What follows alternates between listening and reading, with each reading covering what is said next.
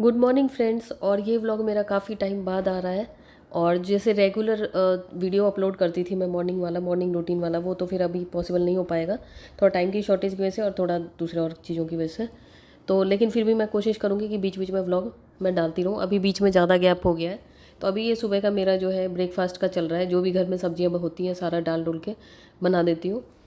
तो जो भी सब्जियाँ थी जैसे गाजर, टमाटर, शिमला मिर्च, ये सब डाल दिया। उसके बाद जो मसाले आप खाना चाहें वो डाल सकते हैं। तो जो मसाले हम लोगों को लगता है कि हाँ ये फ्लेवर का बनाना है, उस हिसाब से डालते हैं, जो नॉर्मल मसाले होते हैं ना उनके अलावा। तो ये थोड़ा सा मैंने इसमें डाला है चाट मसाला, थोड़ा सा पाव भाजी मसाला। तो मुझे ये फ्लेवर बनाना है। और बाकी और भी बहुत तरह के मसाले होते हैं, तो उनको आप डाल सकते हैं। मैं बना रही हूँ वर्मिसेली, और इसी तरीके से दलिया भी बना सकते हैं। सुबह का मेरा काम सारा हो चुका है ऑलमोस्ट। और उसके बाद ये नाश्ते का जो होता है मेरा सारा काम साफ़ सफाई का होने के बाद होता है। तो अब मैंने डाल दिया इसमें वर्मिसेली, और इसको थोड़ी देर तक अच्छी तरीके से भून लूँगी। लेकिन ये जो ऑलरेडी रोस्टेड होते हैं ना वो वाले नहीं हैं, तो इनको अच्छी तरीके से भूनना होता है। और उसके बाद इसमें हम जितना हमें पानी वानी डालना है वो डालेंगे। और थोड़ा सा इसमें मैं विनेगर डाल रही हूँ। तो विनेगर डालने से ना टेस्ट थोड़ा और ज़्यादा इन्हांस हो जाता है। उसके बाद पानी डालेंगे और उसको 5 से 7 मिनट पकाएंगे। बस हमारा ब्रेकफास्ट बन के तैयार हो जाएगा। उसके बाद थोड़ा बहुत मैं डस्टिंग करूँगी। तो बस अब इसको ढक दिया है, थोड़ी देर बाद ही बन जाएगा। तो ये हमारा बन गया। ये ऑलरेडी रोस्टेड नहीं थे तो इसलिए बहुत ज़्यादा फ्रेश नहीं बने हैं, लेकिन हाँ ठीक है, खाने में बहुत टेस्टी बनते हैं। और अब डस्टिंग थोड़ा बहुत जो होता है मेरा डेली का वो, और जब ज़्यादा करना होता है तो वो मैं दोपहर वगैरह में कर लेती हूँ, या सुबह के टाइम किसी दिन कर लेती हूँ। जैसे किसी फ्लोर की सफाई नहीं की उस दिन, और दूसरी जगह की कर ली अच्छी तरीके से, इस तरीके से। और आप लोग जैसे कि कई वीडियोस में मैंने देखा है कि जो मेरे घर में आर्टिफिशियल प्लांट्स मैंने लगा रखे हैं उसके लिए आप लोग बहुत पूछते हो और बोलते हो कि हाँ वास्तु के हिसाब से ये सही नहीं होता, ये नहीं होता, वो नहीं होता। तो चलो मैं आज आपको आंसर करती हूँ, क्योंकि मैंने सोचा चलो मैं आपको एक वीडियो में बता देती हूँ, क्योंकि कई लोगों को मैंने ऐसे आंसर किया है, लेकिन मैंने सोचा सबके लिए वो यूज़फुल रहेगा। तो पहले तो मैं ये साफ़ सफाई कर लूँ। तो जैसे कि हम ये देखते हैं ना, कोई भी चीज़ जो भी अच्छी चीज़ होती है, तो जैसे कि हम ये मानिए आप मंदिर जाते हैं, वहाँ भगवान के दर्शन करते हैं और घर में भगवान की छोटी सी फोटो विग्रह रखते हैं। क्यों रखते हैं? क्योंकि वो अच्छी चीज़ है, मतलब उससे हमें पॉजिटिविटी मिलती है। तो कोई भी जो भी अच्छी चीज़ जिससे हमें पॉजिटिविटी मिलती है ना, तो उसको अगर हम उसके आर्टिफिशियल फॉर्म को भी रखते हैं ना, तो बहुत हद तक वैसी ही एनर्जी हमें मिलती है। तो ये नहीं है कि हमने आर्टिफिशियल प्लांट रखा तो उससे घर में सारी नेगेटिविटी भर जाएगी। तो जैसा रियल प्लांट काम करता है ना, तो उतना तो नहीं, लेकिन हाँ बहुत हद तक वैसा ही काम करता है। तो इसीलिए जैसे जो चीज़ हम लाइव नहीं रख सकते, तो हम उनकी प्रतिमा लगा लेते हैं। जैसे हम भगवान के मंदिर में दर्शन कराते हैं, तो भगवान का जो विग्रह होता है मंदिर वाला, वो तो हम उठा के नहीं ला सकते, लेकिन हम भगवान की फ़ोटो लगाते हैं। और उसी तरीके से जैसे कोई नेगेटिव चीज़ है उसकी अगर हम फोटो लगाते हैं तो वो चीज़ नेगेटिवली इम्पेक्ट करती है। और जो आर्टिफिशियल प्लांट लगाना, अगर जैसे हरे भरे पौधे हैं उनको लगाना कोई गलत नहीं है, क्योंकि बहुत तरह के घर होते हैं और हर किसी का घर ऐसा नहीं होता कि उसमें लाइव प्लांट अंदर सस्टेन कर पाए। और जो आर्टिफिशियल प्लांट हम लगाते हैं बहुत हद तक जो उनकी एनर्जी होती है वो हमें जो रियल प्लांट से मिलती है वो मिल जाती है। मतलब जो उसका काम होता है रियल प्लांट का वो हमें मिल जाता है, अगर वास्तु के हिसाब से देखें तो। बस ये ध्यान रखना चाहिए, जैसे कि हम कहते हैं ना कि रियल प्लांट ही लगाना चाहिए। रियल प्लांट में भी जैसे अगर वो प्लांट डेड है या सूखा हुआ है तो वो प्लांट नहीं रखना चाहिए। तो उसी तरीके से आर्टिफिशियल प्लांट है जैसे हमने रखा है, तो बिल्कुल ये ग्रीन कंडीशन में, ऐसा नहीं है कि सूखा हुआ, मतलब आर्टिफिशियल सूखा हुआ प्लांट है। तो अगर उस टाइप की चीज़ है ना तो वो हमें अवॉइड करना चाहिए। तो बिल्कुल इसमें तो बिल्कुल ही हरे हरे पत्ते हैं, बिल्कुल फ्रेश है, तो इसको रखने में कोई परेशानी नहीं, आप आराम से रख सकते हैं। और इतना ज़्यादा ना पता नहीं आजकल नए नए मुझे समझ में नहीं आ रहा है कि कौन कौन से ग्रह से वो वास्तु का वो लेके आते हैं कंसेप्ट कि ये नहीं करना चाहिए। ये तो बिल्कुल बेसिक कॉमन सी चीज़ है जो कि सबको पता होनी चाहिए कि जो चीज़ अच्छी है तो उसकी प्रतिमा रखना भी या उसकी आर्टिफिशियल इमेज रखना भी गलत नहीं है। तो इसलिए आप आराम से लगा सकते हैं। और हरे पौधे जो होते हैं वो ग्रीन कलर के होते हैं, उनमें हीलिंग एनर्जी होती है, उनमें पॉजिटिविटी आती है। और जैसे कि कई बार हमें लाइफ में स्टक फील होता है तो उसमें भी आप अपने आसपास हरे पौधे लगा सकते हैं। अगर असली पौधे लगा सकते हैं तो बहुत अच्छा। मेरे बालकनी में लगा है, दोनों बालकनी में लगा है, ऊपर वाले फ्लोर्स पे और छत पे लगा है। और नीचे नहीं सस्टेन कर पाते इसलिए मैं आर्टिफिशियल ही रखती हूँ। और आप देखोगे अगर आपने जैसे कि हरे पौधे जो भी आर्टिफिशियल भी अगर लगा रखे हैं ना, आप उनको देखते हो तो आपका मन खुश होता है, एक पॉजिटिव एनर्जी मिलती है, पॉजिटिव वाइब मिलती है। ये अलग बात है आप रखना चाहो ना रखना चाहो वो आपकी अपनी मर्ज़ी है, लेकिन ये चीज़ जो है ना, ये सुपरस्टिशन, ये आप अपने मन से निकाल दो कि आर्टिफिशियल पौधे रखना वास्तु के हिसाब से सही नहीं है। क्योंकि मेरी कई वीडियोस में ना इस टाइप के कमेंट थे, तो मुझे समझ में नहीं आ रहा था कि मतलब कहाँ से मतलब लोग ये चीज़ें कंसेप्ट लेके आते हैं।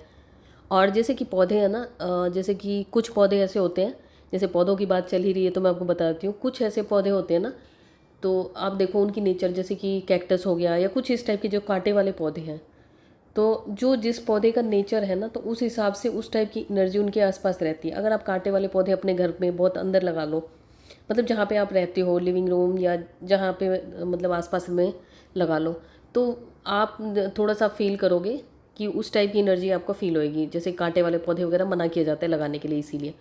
तो अब जैसे कि हरे हरे पौधे हैं, उसमें सुंदर सुंदर पत्ते निकल रहे हैं, तो उसको लगाने में कोई दिक्कत नहीं है। और कुछ पौधों को मना किया जाता है, कुछ पौधों की कुछ पर्टिकुलर डायरेक्शन होती है, उस हिसाब से लगाया जाता है, क्योंकि हर पौधे की एक अलग एनर्जी होती है।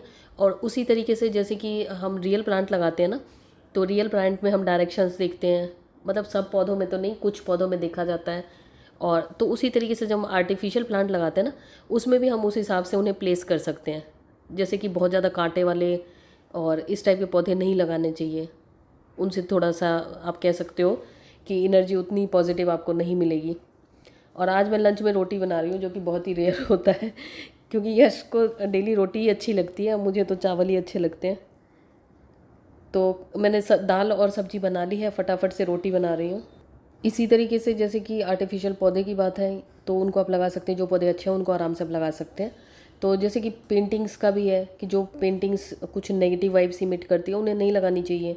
जैसे मार पीट वाली या कुछ इस टाइप की हिंसक जानवरों की, वो सब नहीं लगानी चाहिए, क्योंकि वो रियल में भी आपको डराते हैं, तो इसीलिए उनको नहीं लगाना चाहिए। जो चीज़ रियल में आपको बुरी लगती है, वो चीज़ आपको, उसका आर्टिफिशियल भी वो रखोगे ना, तो वो नुकसान ही पहुंचाएगी। क्योंकि कोई भी चीज़ रियल हो या आर्टिफिशियल हो, हर चीज़ का एक ऑरा होता है। आप चाहे कोई भी मतलब आर्टिफिशियल एक पेन भी लेके आए ना, आर्टिफिशियल कह रही हूँ, मतलब नॉन लिविंग एक पेन भी लेके आए ना, उसका भी एक ऑरा होता है, सबकी एक एनर्जी होती है, ऑरा होता है।